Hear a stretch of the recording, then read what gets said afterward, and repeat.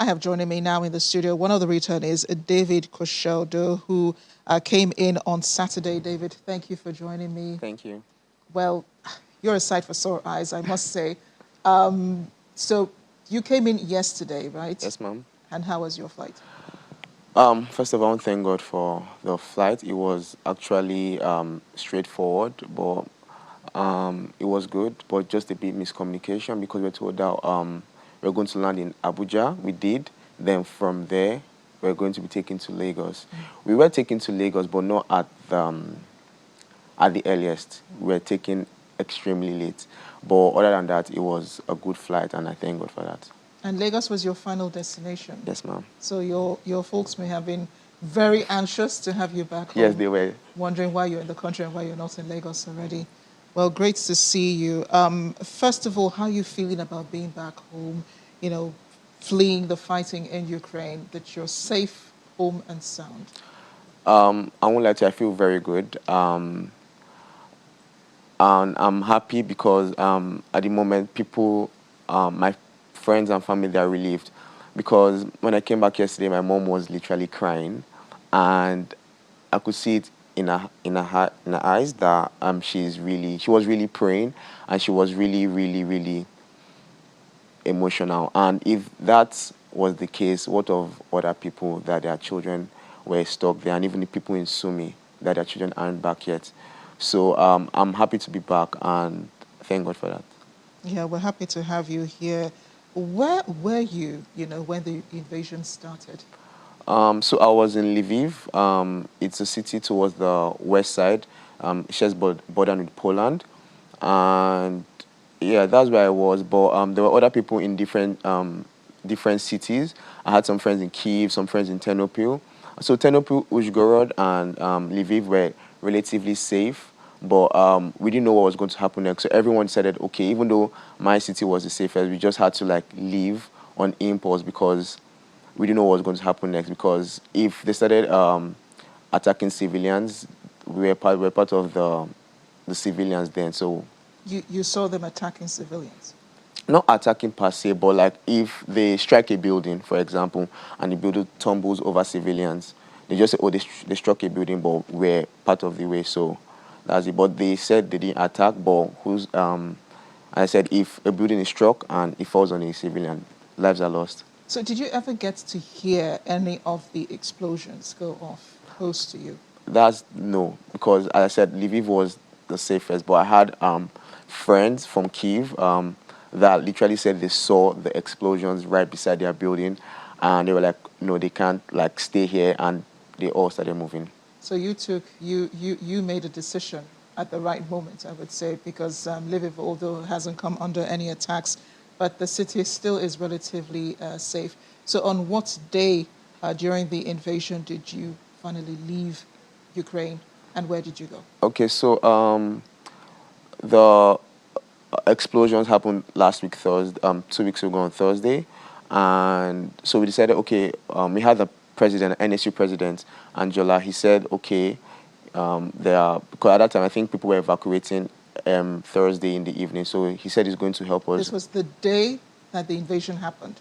People already started leaving. Yes, ma'am. Okay. So Angela decided he wanted to go and check the border out to inform us. So he went on Thursday.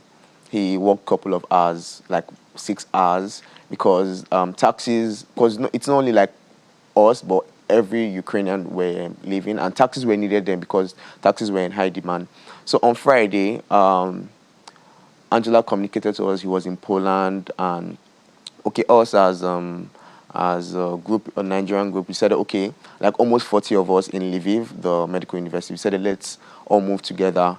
And we started this journey 8 on Friday, and it was not a journey that I recommend to anyone. It was really stressful. So the taxis decided to drop us because I said the cars were a lot. When you said they dropped you by the wayside, you didn't get to the border?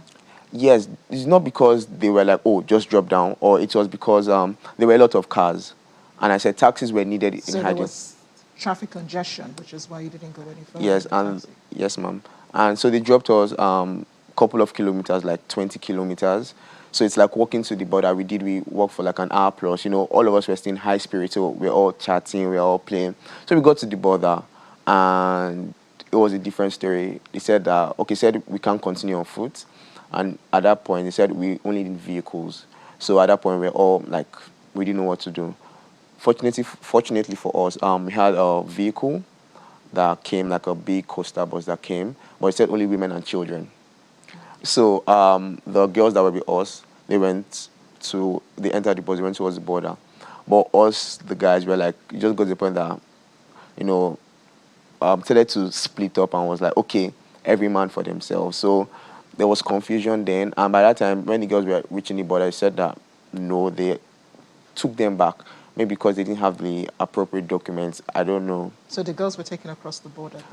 Across which border, actually? There was a border, Ravaruska border. So they went through. To which country? Poland, ma'am. Okay. So there was a Ukrainian side, there was the Polish side. So from the Ukrainian side, they were not allowed. I presume because there were a lot of people, so they brought them back to where we all were. And yeah, so we said to go back to Lviv because the other border was like 7 hours by walk and no taxi, as I said. So we said, let's go back to Lviv. That we're all tired, we're all frustrated. So we went back, but it wasn't like straightforward. We left. The girls came back around like 1 p.m. like from the border, and so we said, "Oh, let's they go." Brought back in a vehicle, or they walked back? No, the vehicle that took them brought them back. Brought them back. So we decided to come back to Lviv, to go back to Lviv. So by 1, we started. Okay, let's go back because obviously we had our phones and we had internet, the mobile data, but taxis could not pinpoint our location then. So it's like we're just in hope that, okay, let's keep going, take a rest. We find, but for like 4 or 5 hours, we just kept walking, kept taking breaks. People were getting frustrated. Then we started splitting up. Like groups of 10. We're like almost for groups of 10, like another 8. Started splitting up. And fortunately for us, unfortunately, taxis could not come, and it was getting dark because it's still during winter time. So it gets dark very early. So we decided that the best bet is just to like flag some cars down and just like we're going to Lviv. That as long as we get to the point that the taxis can, yeah, no problem. So fortunately, I was with a group of 4 and they were with taxi there, and I'm like, I was waiting for them. They were all girls though, and I was waiting for them. I'm like, oh, I just stood them. I was waiting for the person that will make the taxi to follow. Let's continue our journey. Fortunately, from the taxi actually stopped in my front. I'm like, oh, to leave. I'm like, yeah, sure. And I said the amount. Then were you paying more than the regular fee for the taxi, or was it? No, I would say it was warranted, and yes, because of the situation ahead. Yeah. Okay. So what border do you eventually go close to? So we took the Krakow border. That was on Tuesday. This past Tuesday, we took Krakow border, but we had to pay. We didn't walk. We went to the train station to book a bus. And you didn't have any problems getting on the bus or on the train, because we've heard reports of Africans being discriminated against, at the borders, not being allowed to board trains or buses, and the president did give an order that men aged 16 to 60 had to join the army. Did you hear that before you left? Yes, I did hear that, ma. I did. Okay, and they still allowed you to go because, of course, you're foreigners. Yes, ma. Okay. So when did you get help? I mean, you crossed over to the Polish border. How did you get in touch with the Nigerian government, and what happened from there? So I said we paid a bus ticket, almost $100 then, but at that point, money was not a problem because everyone was trying to flee. So on Tuesday, we decided to go. The bus came right on time. We entered, no problem. We dropped our boxes. We were just going. Then we got to the Ukrainian border. Someone came to pick our passport, 5 minutes. We went to the Polish border. Everything was smooth, straightforward. So we landed in Poland, in Krakow. It's a city in Poland. Then at that point, we were all tired. But lucky for us, one of the girls that were with me that followed, because we're a group of 5, so a girl followed me. And she had a friend that was waiting for us in. So you were fending for yourselves, not that you actually reached out to the Nigerian government at that point. At what point did the government know that you were in Poland? I don't think they did. They never know. knew. It's like, yes, because, no one knew. So it's like we came to Poland. Sorry? Sorry, so how did you come back? You came back with an evacuation flight. Yes. How did you get on board that flight? Yeah, so my mom was like, oh, so I had friends in the hotel they were in or something like that. So, the flight is going that was on Thursday. That the flight is going by Wednesday. The flight was going. So we're like, we're going to come to this place. So we decided to come, and the judge just wrote our name down and we just left. Yeah, so, and that's how you got on the flight, and then now you are back home. Yes, ma'am. What's going to happen to your studies?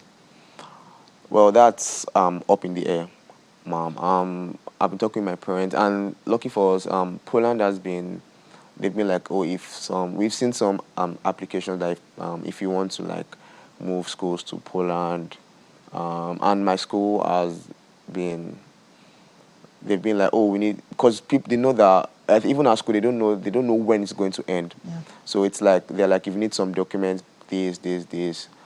But at the moment, my prayer is that everything goes back to normal, because majority of us that came back we grew there in Ukraine.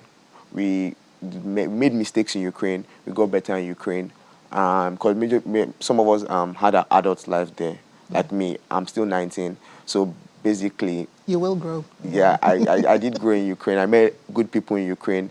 And so my prayer is that everything goes back to normal, and we can just like forget all this and go back to normal. Indeed. Unfortunately, things won't go back to normal. There's a lot of destruction in Ukraine, but our prayer is that you find the best for your academic future, and that you finally become what it is that you had planned and set out to become. David, thank you for being here. Thank you so much. We're glad to have you home, safe and sound, just like your parents. Be good while you're here. I will, ma. Okay. Thank you, ma.